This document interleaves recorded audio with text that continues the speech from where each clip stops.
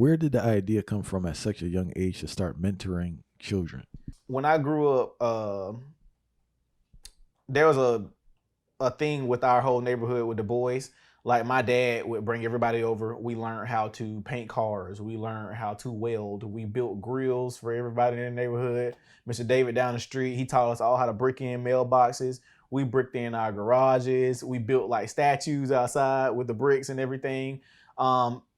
Deacon Bogan behind our house, even though my dad knew how to cut grass, he taught all the guys and all the boys how to cut grass. He catch you outside doing something stupid in the alley or whatever like that. He gonna pull you in here, yo. He gonna make you go cut some grass or do some weed eating or whatever like that. Like it was just that. Like it was just natural men around. So as I grew up, I'm assuming that all boys and men are like this everywhere. Like that's just because that was my reality. I always had men around.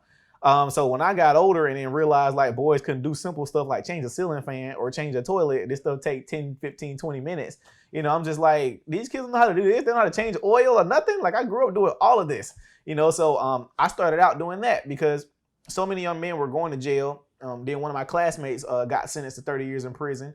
And he was 18. And I'm just like, these kids need something else to do, especially in my hometown where there were no rehab programs except for this thing they call functional family therapy, where they meet with the family once a week for 3 months for an hour, each meeting. And I'm just like, that is not true rehabilitation or help for these kids. They need something consistent that's all the time, that's not anybody coming in and out of their life, or those pop in mentors that come mentor every time you get in trouble. Like they need somebody there consistently, and that's what I wanted to provide.